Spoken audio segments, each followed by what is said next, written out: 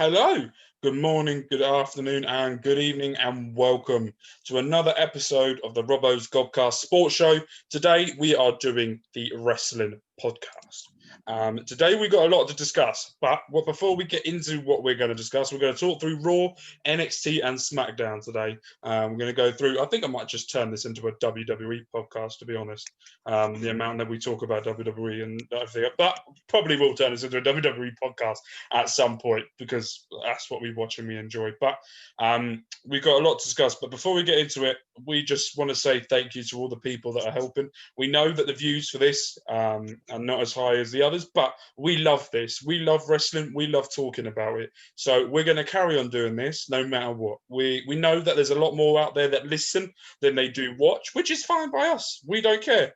As long as you lot get the fix that you want, and we want you guys to interact a lot more with us.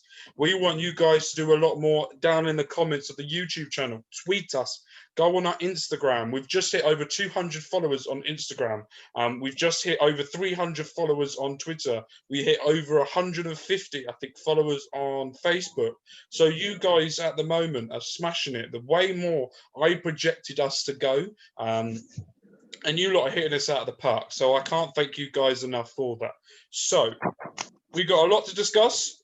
You know the spiel down below, description, links to social media. If you're watching on YouTube, bell, click next notification, blah, blah, blah. You know the normal spiel. You know what we're into. If you're not, go and watch previous videos to get a bit of an idea of what we're like and where we're going. If you've never seen this video before, go and watch the very, very first episode where it was just an introduction to us, and you'll get a feeling about how we feel about certain situations, and we talk through them. But we've got TLC coming up this weekend, which is the decider for who is going to be the champion of champions in 2020.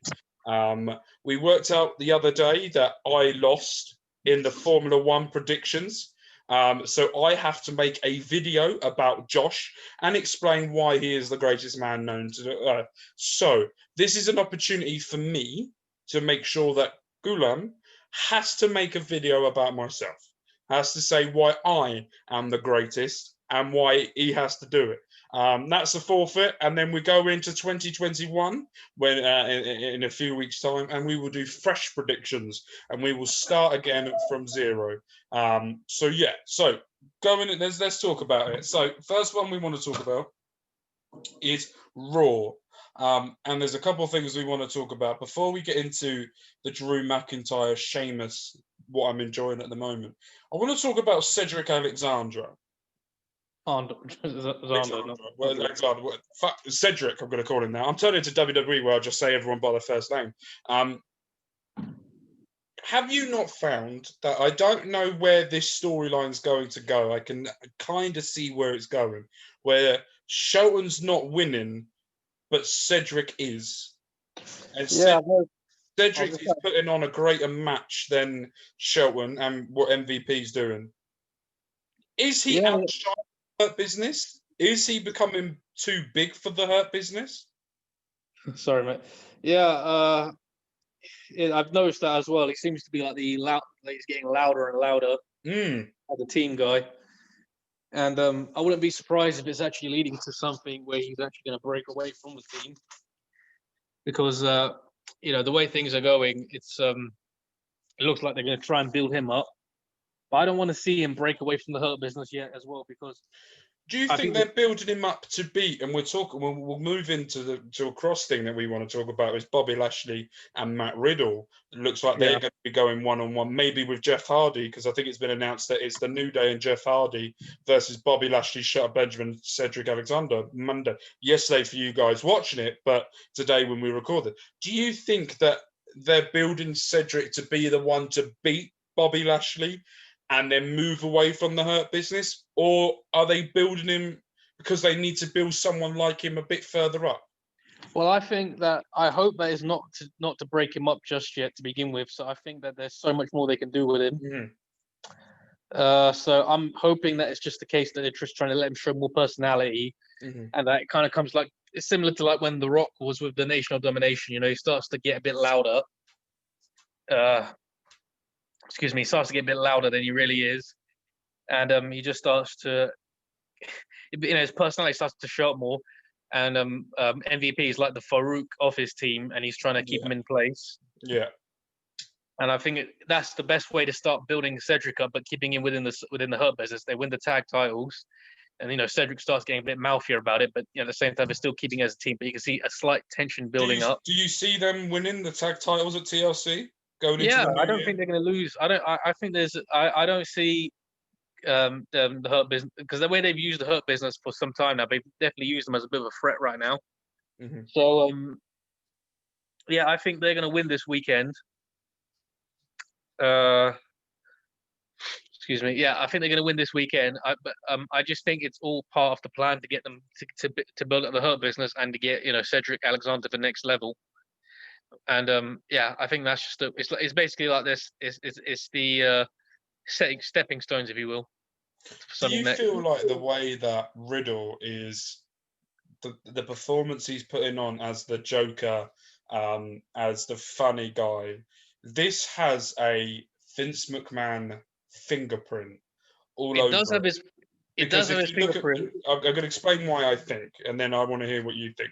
Is if you look at the way Riddle's doing it, where he does the jokes with the bro nuts and he does the little thing and all of that, but then when he gets in the ring, he turns into this serial wrestler. He seems to be like a modern day version, and I'm not comparing them both, but the only way I can feel the character building is a modern day version of Kurt Angle, when Kurt Angle had the jokey side, and then when he was in the ring, he was a total fuck nut, and he used to fuck people up. Do you think that's the way they're going with Riddle?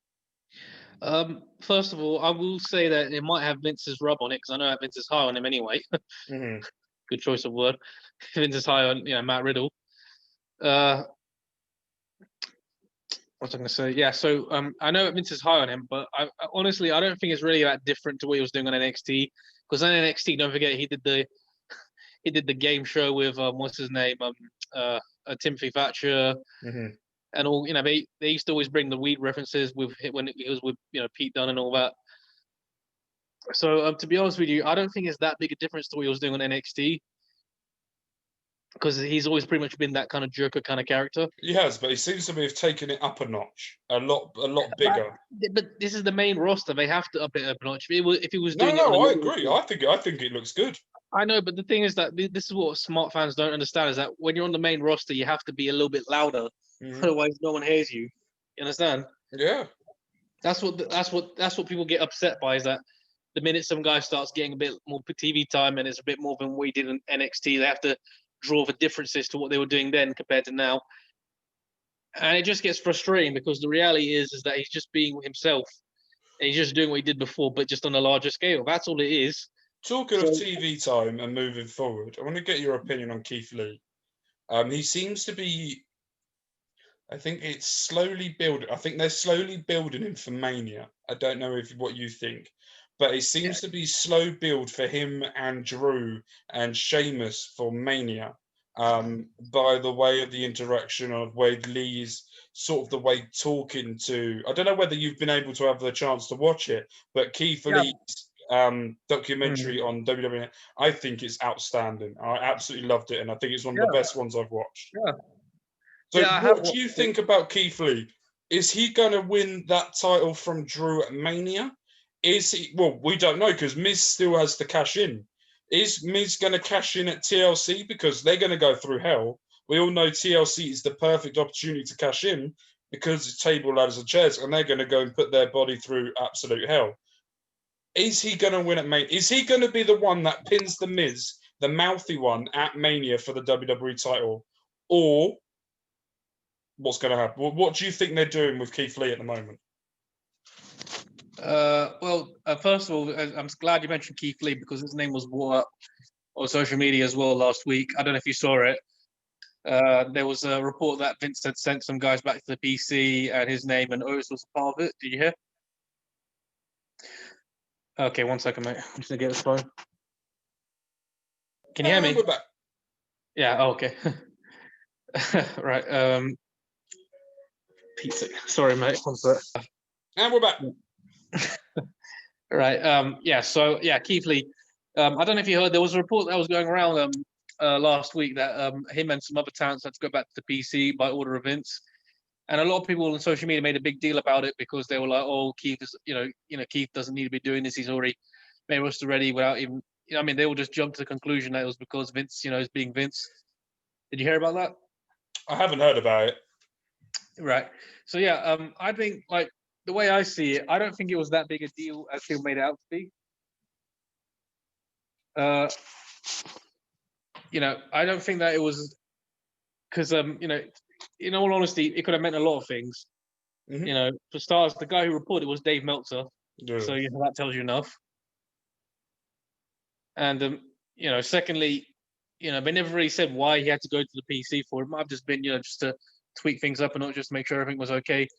I think the only thing with Keith Lee that I can see, if you watch the documentary at the end with Vince, and the way that Vince interacts with the talent and the way that he interacted with Keith Lee, you can see that Vince is high on Keith Lee, and you can see that he wants to push him. The only thing that doesn't put me off, the only downfall I think Keith Lee has, and the only thing that Vince McMahon really looks for, is microphone skills. And that's the only thing that, for me personally, is the one thing I think Keith Lee lacks, is that personality on the mic. I disagree with that.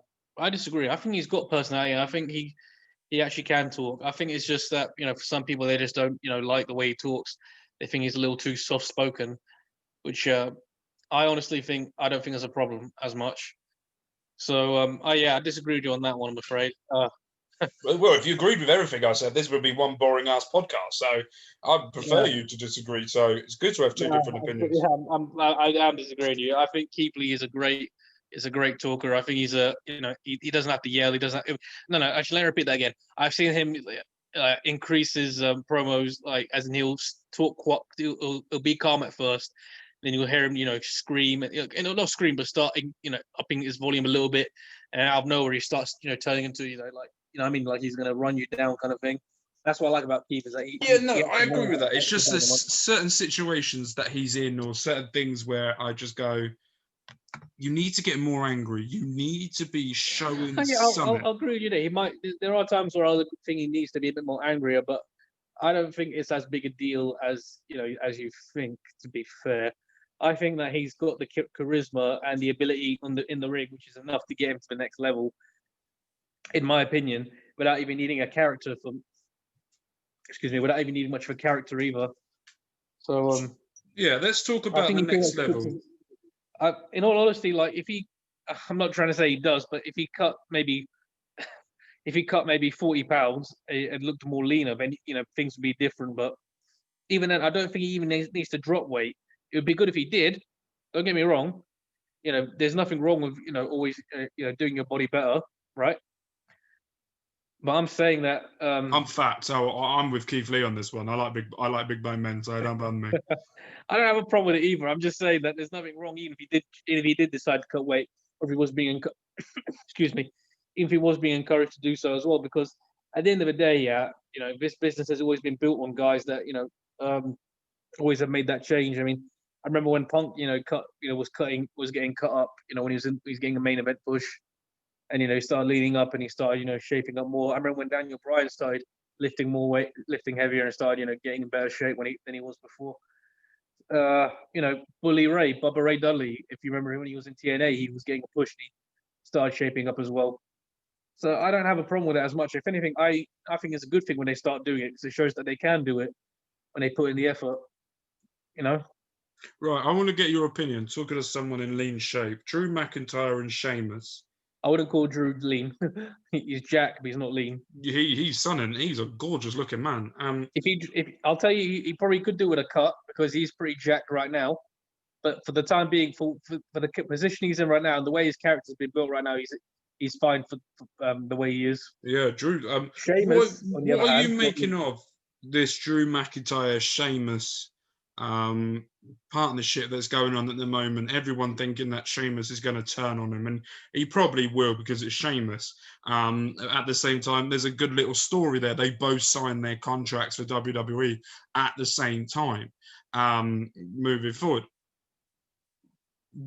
How do you think this relationship going to go? Is it one of these relationships where it's going to wither off, where Drew goes off and fights someone else and Sheamus goes and fights someone else, but they still have that friendship bond? Or do you think one of them's going to turn on each other? Or are they going to do the unthinkable and Drew turns on Sheamus?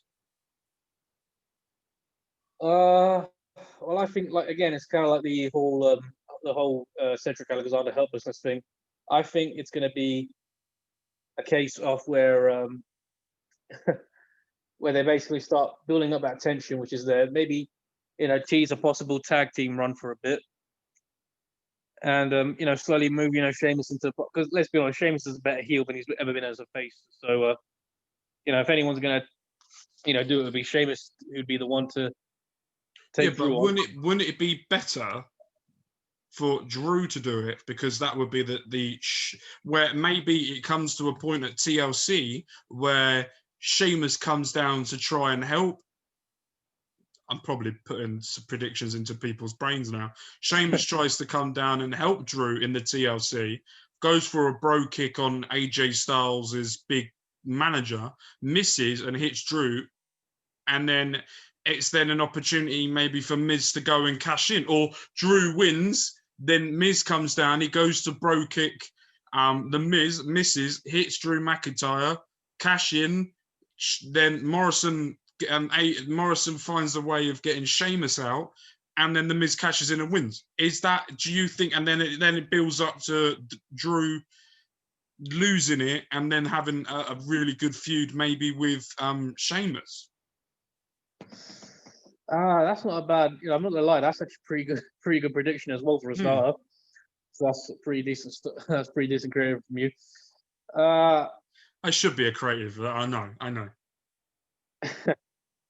I don't know. I think they're gonna keep. Honestly speaking, I thought they were just gonna be Sheamus keeping it. They were just gonna keep the attention of Sheamus and AJ Styles, but I remember that the Miz also is Mr. Money in the Bank, so there's always a possibility that he might try and cash that TLC. I will say that I wouldn't be surprised if that Sheamus actually helps the Miz cash in and successfully beat Drew McIntyre, because out of nowhere, like, let's say they had a promo before backstage where they're talking, and it looks like they're on the same page, and then out of nowhere, they have what I mean? It looks like that at first. And I agree. I agree with what you're saying as well. I'd like to see something like that along the lines of, you think they're on the same page, everything seems all right, he's got his back. And, Miz comes out, he's about to cash in. Then Sheamus comes out. It looks like he's about to bro kick Miz. But then instead he bro kicks Drew McIntyre. And then he says, he's like, calling in Miz to come in and do his thing. And then that's it. Job done. Yeah, I could see either one of us happening. Let's go on to someone or something of talking like a great tag. We're moving on to the N to the X to the T. We're going to be talking about The Way with Johnny Gargano, Candice LeRae, Austin Theory, and what's the name? Indy Hartwell in there. I have to say, I look at this group and I go, they won't be classed as it because they're in NXT, but I think they should be. Two very experienced wrestlers in Johnny Wrestling and Candice LeRae. You've got two very experienced wrestlers. And then you've got two inexperienced wrestlers in Indy Hartwell and Austin Theory. And it is the perfect combination for me for Austin Theory to learn and to understand and to grow and to outgo Johnny Gargano to a point that North American title should be on Austin Theory. And Candice LeRae will most probably beat Io Shirai for that women's title. And then it gets to a point that Indy Hartwell is too big for Candice LeRae and she deserves that women's title. There's so much going on in that group that not only can be a long-term planning, but you've also got the short-term effects of it as well at the same time. Yeah, I agree. The first thing I want to say was that it's funny you say the word wrestler, because that's been used a lot lately. Not just on NXT, but even on the main roster, we've heard a few guys use it. So I don't think that's a problem for them to even use that word anymore. To be honest, I don't think it's as big a problem anymore as people said it was. Yeah, you were saying that it's a perfect I'll say it straight. I've never been I've kind of lost interest, for some time in both Johnny and Candice, But that said, I'm hoping that what they're doing now with them, what they're doing now with Austin Theory and Indy Hartwell is a great opportunity to build up the next generation and move them on to the next onto bigger things, because I feel like this is the way to do it. Indy Hartwell, I remember when they were using her as enhancement talent for some time, and Austin Theory, well, we all know with Austin Theory what happened with him. He's been on he was on NXT for a bit. They were using him as just regular NXT for a few times, usually as enhancement. And then he was on Raw. When he was with Andrade and Angel Garza. Remember that? Mm-hmm. And then obviously that lasted like probably a month and a bit. Do you know what I think? I don't know whether you've heard this, but I think Austin Theory has a long-term planning in place in WWE because of Randy Orton, because he wanted to use the shoulder cutter, I think it was, that he used for a finisher or something, that Austin Theory. And he turned, I don't know whether you've heard this, but Randy Orton was on a podcast, I think with Corey Graves. He was somewhere and he turned around and they asked him, who's the next talent or who's impressed you? And he turned around, Austin Theory, he just turned around to me and says, I want to use the cutter. He goes, and Randy turned around and said, that's fine. You know that the LKO type or the cutter was used way before me. He goes, I know, but you're using it at the moment and I want to come to you with someone with experience and stuff and ask you because you're the head. And Randy went, that has given me so much respect. And if you get Randy Orton's respect, you're in that company for a while. Yeah, I agree. I 100% agree on that. I mean, I've been an Austin Theory fan before he even got signed to WWE, so I'm happy for the guy. I saw him in Evolve and I really liked him. Yeah. I just wish that he didn't have to get some controversy into his name as well when that Me Too thing came out, but that's another argument. What was I going to say? Sorry, yeah, Austin. So can't forget. No, that's fine. So we're talking about Austin Theory. We're talking about what's coming up on NXT this week, and it was going to be Leon Ruff and Damian Priest versus Johnny Gargano and Austin Theory in a tag team match. But my man, he's fucking back. Mr. Cross, fucking come in and all that. If you got to tell your boyfriend, if you come out of that car, don't diss Scarlett Bordeaux to start off with, you naughty little man. And not only that, you got what was given to you, Mr. Priest. You've got Mr. Cross coming after. Do you know what? There's something about Cross, right? There's something about him that I fucking love. I absolutely love him. Listen. Chill for a second, all right? My guy, Priest, has got balls, all right? He'll pick a fight with anyone. Yeah, you don't give a fuck, all right? The guy's 6'5", 249. He's about to get choked out, bitch. Has kickboxing, has done kickboxing. He's freaking Puerto Rican, all right? He's from the Bronx. You don't give a fuck. He'll pick a fight with anybody. Just throw you know what I mean? So that's what I like. He'll pick a fight, but then when you want to go up against the NXT Brock Lesnar, it's just not going to happen. Hey, I'm not saying he wouldn't, but at the end of the day, mate, at least him picking a fight is more believable than Johnny what's his face, That's what Do you know what? And this moves nicely into this week's episode, where because of the attack Cross did to Damian Priest, there's this weird tag team that I can't put my finger on what's going to happen, where you've now got Leon Ruff with Kushida, and it's like I think I might love this tag team, but I don't know if I will. And I want to talk about the NXT tag team division as well. My God, has that come up in the past few weeks? You've now got Undisputed Era back. You've got Oney Lorcan and Danny Burch there. You've got the soon to be recognized as Liverpool's number one, the grizzled young veterans. You've got Imperium there. You've got Malcolm X, I think his name is. His tag team going to Malcolm be Bivens, not Malcolm X, mate. Malcolm X was somebody completely different. That was something completely different. You've got his tag team going there as well. You've got 5 tag teams at the moment. Not only that, let's talk about the women's division. One of the best women's divisions in professional wrestling. NXT is stacked. Before you get into that, I just want to mention that I did also mention this in the notes. I feel like the feuds that we're seeing Damian Priest in right now, I think these are going to be his last feuds before they move on to the main roster, because they're really pushing him up next. Because one, I don't see him really having a long time feud now with Karrion Kross. I think it's most likely is the way they're sending him off. Yeah, it's going to be a way of getting Priest out by the way that Kross is going to destroy him. And it's going to get to a point where he's just going to fade away and then turn up on probably Raw. So I feel like they're going to use Kross to get him really away from even having to get deal with Johnny and Austin. I feel that's the smart way to do it, and it leaves the door open. Excuse me, it leaves the door open as well for any time in the future when they feel they can go back to it. So yeah, I think that's the right way to do so. Yeah.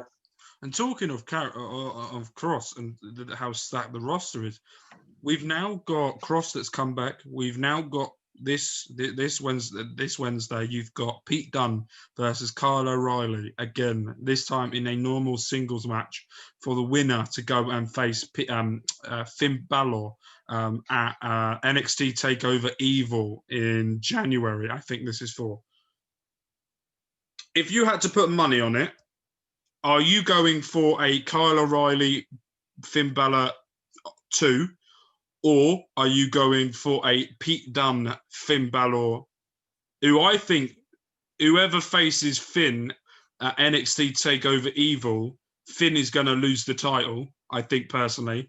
And I think it's going to be either to Kyle O'Reilly or Pete Dunne, or maybe Kross, because he can turn around and go, well, I actually haven't lost the title. I had to give it up because of injury. I haven't lost it. So I deserve my rematch for that. Do they not kill off Damian Priest before the new year? So when the new year comes around, he can then debut on the main roster and then Kross can go for that title. Are we looking for a fatal 4-way? Well, I'm going to be a bit biased there because I was actually hoping that they'd give Priest one opportunity at the NXT title before he moves up. So, I mean, I would love to see him get an NXT title shot. But the way things are moving forward right now, I don't know if it's going to happen now. It could still happen. They could still give it to him and maybe, have Kross be the one that interferes and then gets him out of it and blah, blah, blah. But, yeah, I don't know. I think... Sorry, what was the question again? Do you think it's going to be... Who's going to win tomorrow? Pete Dunne or Kyle O'Reilly? I think it will actually go to a no contest. Do you think it's going to go for a triple threat or fatal 4-way at TakeOver Evil? It's definitely going to be all 3, or it'll be 3 or 4 people involved in it. Because I don't think they're going to go like that, And we've also got Tommaso Ciampa, Timothy Thatcher exactly, going on as well. That's the thing I have to say about NXT. It can be a little bit hard to tell which way they're going with things because some got Ciampa never got his rematch for a starter, and he's kind of. I hate to say, but his booking's been a little bit funny as well, to be honest. Because 1 minute he's a face, then he's a heel. No, sorry, 1 minute, before he got injured, he was injured. Before he got taken off TV, he was a face. Then he came back as a heel, and then out of nowhere he's a face. Isn't he just? He's a bit like a Stone Cold character. He just does what he wants, and the fans will just get behind him no matter what. Now, I think. Yeah, I know, but the thing is, it just gets a bit hard to tell. That's the thing. That's what I'm trying to say is that. That can be also dangerous as well in some aspects. Yeah, great. Talking of dangerous, of dangerous, let's talk about Rhea Ripley versus Toni Storm that's coming up this week. How are you seeing this one going? I think this is the beginning of moving Rhea up to the main roster and putting the spotlight now on Toni Storm. So you say Toni goes over in this match? I don't think she's necessarily going to go over. But I wouldn't be surprised if there's going to be an interference from Raquel as well. Mm-hmm. See what I did there? Yeah. I can see. So I'd like to I'd like to think that this is really the beginning of moving Rhea up, moving Rhea onto the next part of her career, and then bringing up the next, young up and newcomers onto the next part of their career. So talking of, I want to go on for what you just said, up and comers. We've got Xia Li and Boa in these vignettes. Yeah, the greatest names of all, couldn't he? Boa in these vignettes. I think they're building these to the biggest they can get. Xia Li is a very good wrestler. We've seen in patches before that she has got the ability to do it, but I don't think she's had the story/character for her to push forward. Boa, I don't think we've really seen before. He had that tag team partnership, I think, with that Brazilian jiu-jitsu guy. I think they had that little thing there, I think, to start off with. But I see this being I wouldn't say a dynasty, but I would say a group that's going to take NXT by storm, and I think they're building it perfectly. Yeah, I mean, I'm not going to lie. I do think it's a bit corny, the vignettes. I mean, I know where they're going with it, but it just seems like, they watched a few Shaolin movies and we're just like, let's try and bring that into, NXT. Yeah, I think they're trying to get an overall audience instead of specific on picking on bits. I think they're just trying to get the all-round audience to buy into what they're doing. And to me, I'm bought in. I want to know what they're going to do. I want to see how Boa go. I want to see Boa go one-on-one with someone and see how he does and what he's like. I mean, they kind of buried him, and let's be honest, when they had him get beaten up by Raquel. So I think that was a bad idea to begin with. But did they bury him, or did they just add a layer to this character? Because he got beaten up, and now he's gone away, and he's getting beaten up to a point where it won't ever happen again. But you see, my point is that I feel like this is the thing which I disagree with when it comes to having guys get beaten up by women. I think it kind of someone's going to probably listeners be like, I'm being a bit misogynist, if you will. But the way I see it, I don't see why it's okay for a guy to get beaten up by a woman on WWE TV, and when a guy wants to, the guy has to always avoid beating up that woman, but it has to be, or he can attack her, but it has to be accidental. You know what I mean? I've always known that as an ongoing pattern. Have you ever noticed that? Yeah, but I think at the same time they sort of ditched it a bit at Royal Rumble when Nia Jax come down and she got destroyed by about 6 people. That's been the only time they've ever done that, though. Yeah, but I can see where they're going with it. Baron Corbin, I remember he hit the end of days to Becky Lynch, didn't he? Yeah, but it's been very rare. But what I'm trying to say is that it seems to. I mean, it was even recent as well. They had Sasha Banks, slap up that guy as well. Even I thought that was a bit. Really. Yeah, talking of Sasha Banks, let's move on to Sasha Banks and let's move on to Friday Night Smackdown. Yep. How are we feeling about Carmella going into this title match? Is she going to dethrone Sasha? Are they going to have a no contest? Is there a way of maybe doing a no contest for this match? I didn't really watch Smackdown, and I didn't really see it because I've been way too busy at this time to catch up with it. So I know that they signed their contract for TLC. Is there a stipulation to this match, or is it just a normal one-on-one? All right. First of all, I'm going to tell you right now, you need to catch up on Smackdown because it was a great episode. Yeah. Secondly, I'm going to say this with all sincerity. I think Carmella right now is the most improved character she's been in a long time. I think she's. I remember when she first, the vignettes of a new character were coming out. People were saying it's going to fail. She can't get it over. Emelina, blah, blah, blah. Mm-hmm. And I've watched her week in and week out prove them all wrong. She's working it to the best of her abilities. She's showing so much more charisma on the microphone and, in her promos. She's still retaining, her previous, moveset, but she's obviously, still wrestling it, in a heelish way and before. And I'm not going to spoil it for you, but what she did at the end of that episode was spot on for her character, and she nailed it when she did what she did. That's what I'm going to say. No, you could tell me. You could tell me what it is. It doesn't bother me. All right, okay then. So basically, she had a bottle of champagne, outside of the ring, yeah, because she had a match with Sasha, yeah. Mm-hmm. And it went to a I think what was it? Yeah, Sasha won by DQ. Mm-hmm. So it went to that, and then they were at the there where the commentary was, they were Carmella was beating her up. And then while Sasha was laying there, Carmella picked up the champagne bottle and she cracked it on her back. Jesus. So I'm telling you right now, the position her character's in right now, she's probably at her best. Mm. And I actually wouldn't be surprised if they have her take the title off her this weekend after seeing that. So they probably will. Yeah, so talking of new champion, are we going to be seeing Big E win the Intercontinental Champion, presumably at TLC against Sami Zayn, or are they building him for Royal Rumble?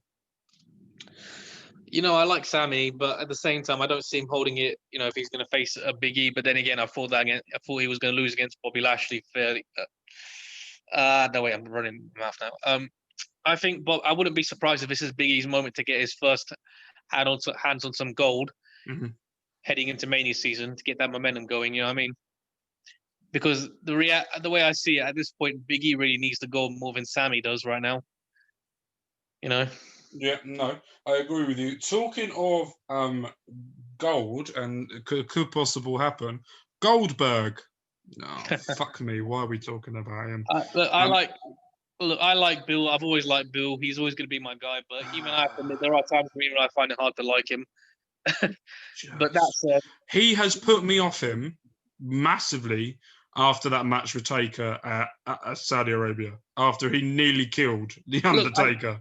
Look, you can say that as well, but to be fair, you have to also be fair as well. The climate they were wrestling in wasn't exactly, good for you can still pick up a bloke. I don't care about a bloke. It serves him right for knocking himself out, the bloody idiot. You think it's that easy? You think it's that easy, do you? Not when you do what he does. He's a liability in that ring. He is the biggest liability. He's worse. I was going to say someone, but I'm not going to say. He's worse. But for me, I don't understand. And I know that they were meant to have a match last year at WrestleMania.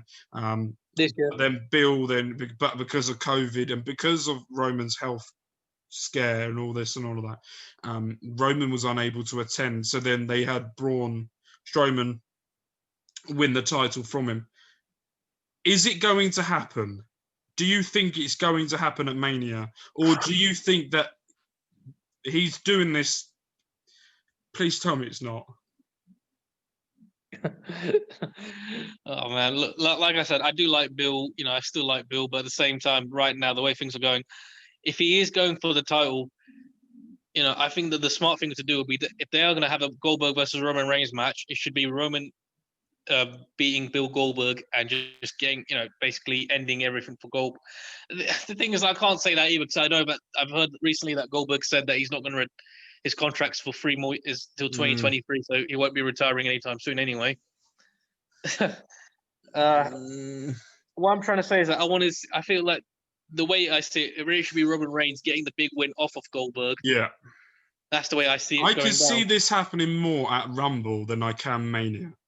I can see this match happen, and I can see Roman using Jimmy and Jay and maybe someone else to distract Goldberg, get the beat down, and then Roman comes in and just destroys him. Because that's the only thing I can see happening. I don't know whether I can't see it or I don't want to see it, is I don't want Goldberg to beat Roman. I don't think he will. I don't either.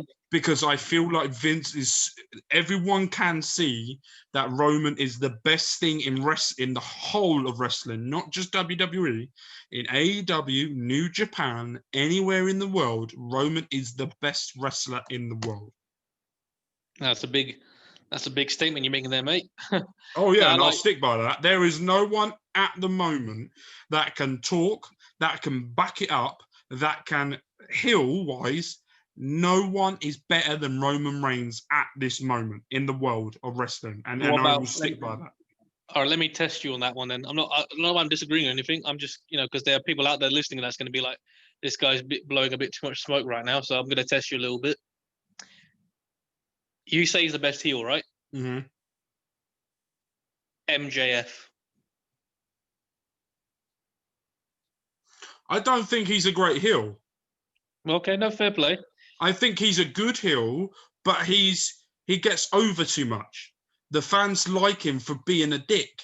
for being it. No one likes Roman Reigns. No one likes the way that he's behaving, and no one likes the way he does things. You look at MJF, he's a Ric Flair wannabe. He does the champagne. The only thing I dislike about MJF, the only thing I'll say about MJF is that I think that actually I wouldn't say I disagree with it. I think that the problem which I'll say with MJF is that some people think he overdoes it too much, the stuff he does. And if we're going to go with the bracket with MJF, we've also got to put Chris Jericho in there as well. And I don't rate Chris Jericho at all.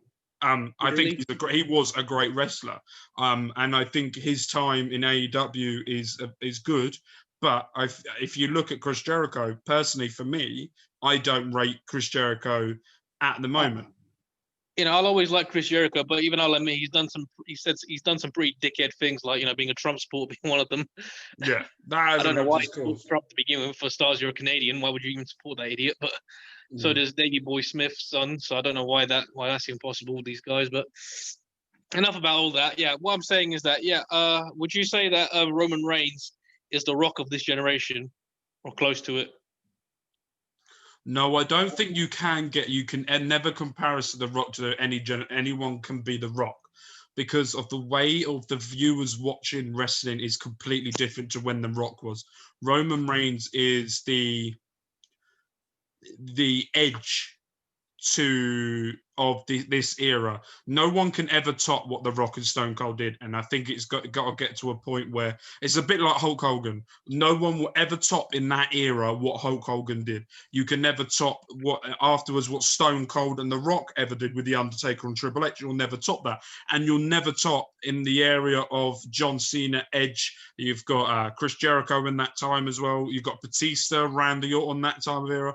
If you're going to compare it to a point where it's recent and good and everything, you've got to talk heel-wise and you've got to talk edge, because of how edgy Roman is and the way that he talks and the way he does things.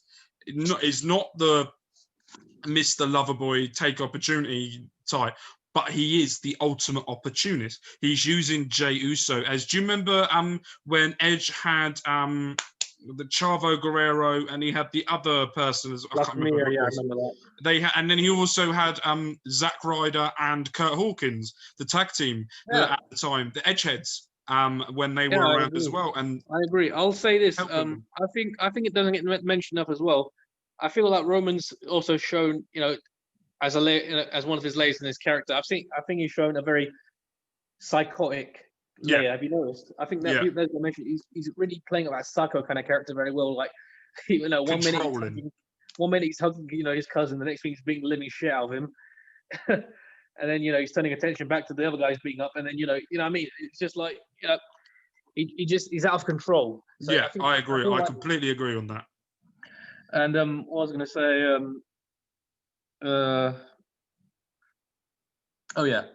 do you think that they're going to build up slowly to The Rock versus Roman Reigns? As much as I would love that, as much as my heart is telling me yes, they will never do that unless there's fans, unless they can get a packed audience.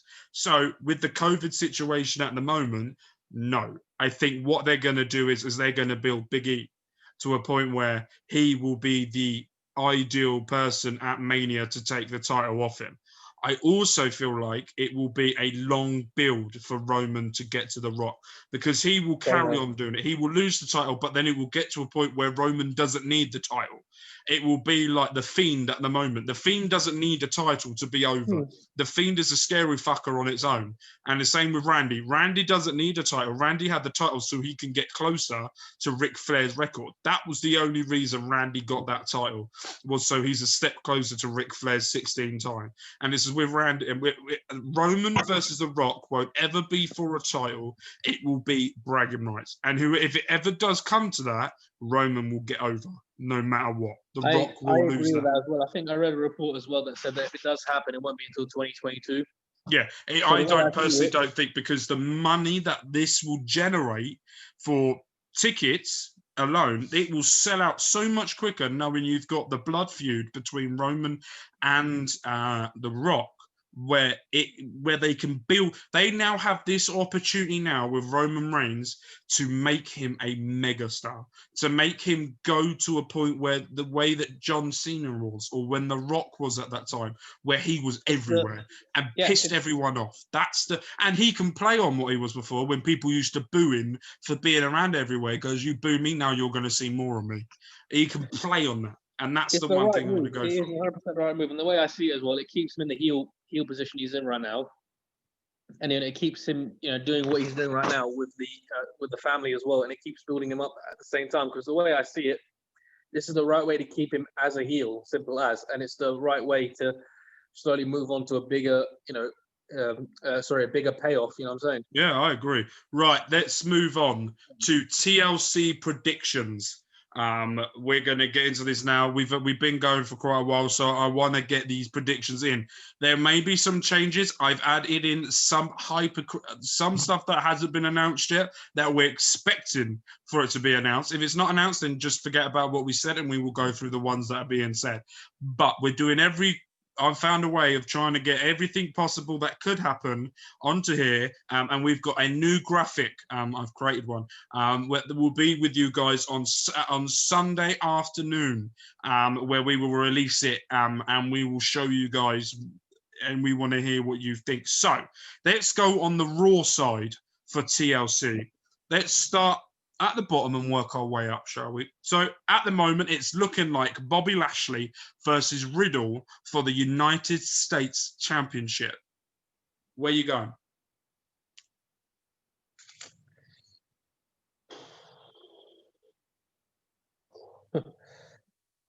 Well,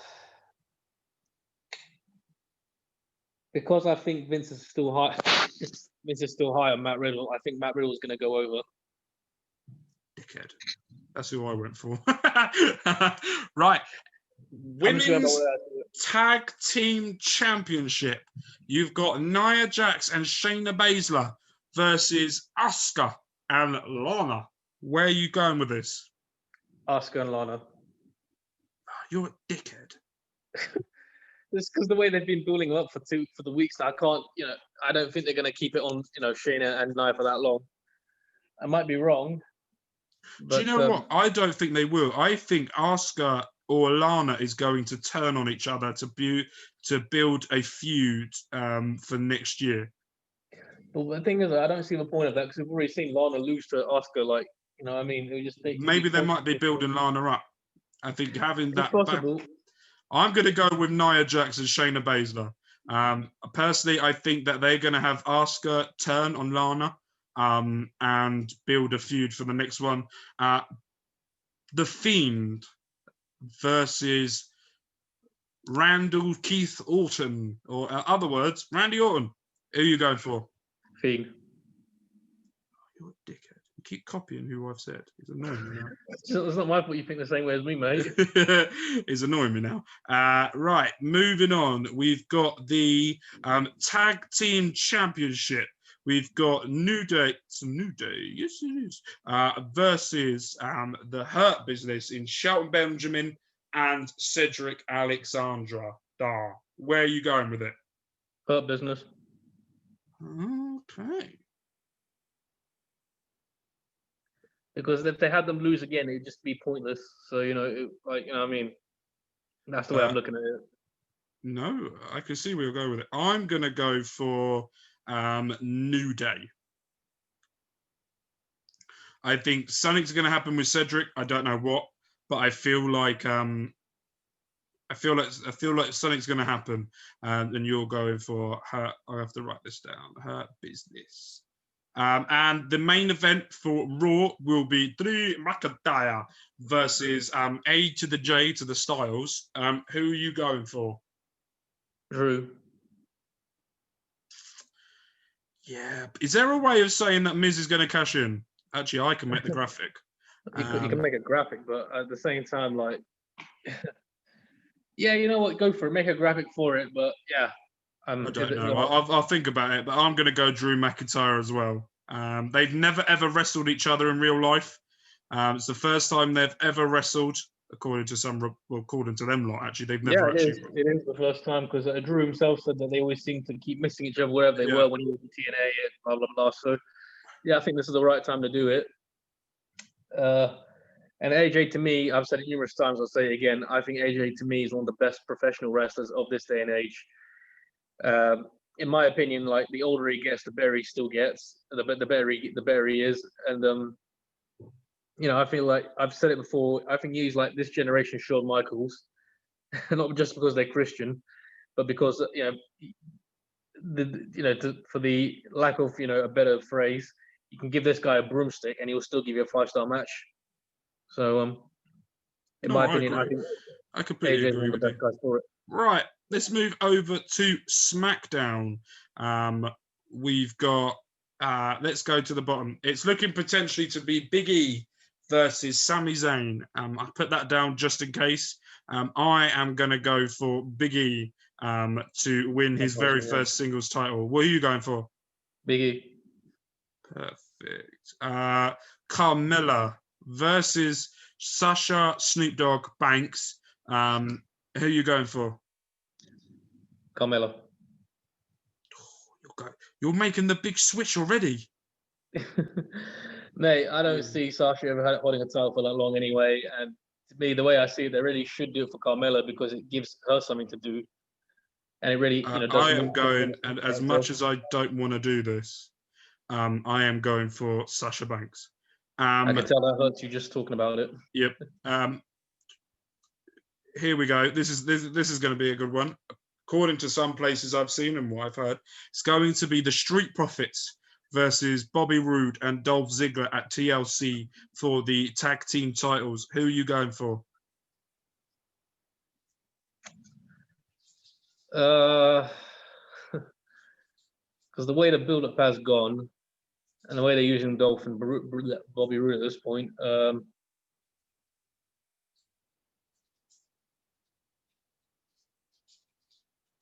I think that it's going to be Roode and Bobby getting the titles off them. Really? Yes. I've gone Street Profits. I think this is the way to get, to start moving, gets them, it'll set them up for a Mania, against, Street Profits and who else have they got on SmackDown again? They've got quite a few different tag teams I keep forgetting. Okay, then. So we've gone for that. The last but no means least, Roman Reigns versus Kevin Owens. Roman Reigns. Yeah, I've got for the same. I love KO. I love the feud and everything, but KO is not winning, full stop.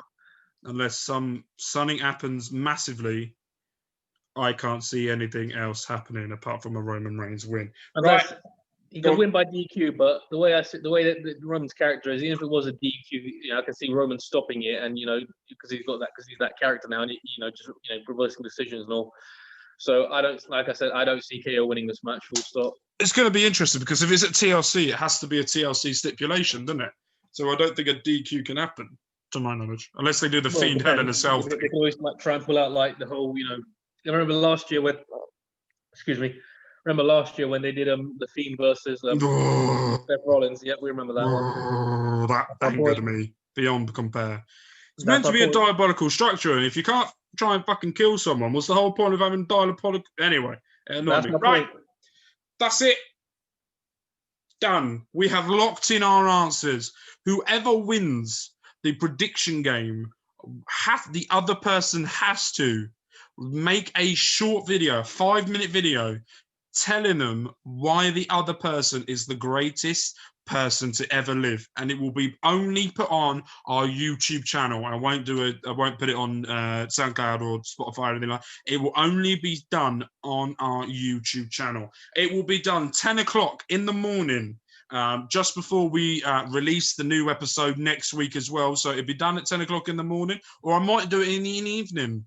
And then we'll see. I don't know when I'm going to do it yet because I know I just have to record one soon talking about Josh and how he's the greatest and fuck him, doing that. But we will see you guys next week. Thank you guys ever so much for watching or listening. Don't forget to please like, subscribe, share, and comment, so more and more people will be able to see it. And we will see you guys next week for when Gulam has to make a video about why I'm the greatest. Just saying. Mate, don't get too loved up when you're talking about me. That's all I'll say.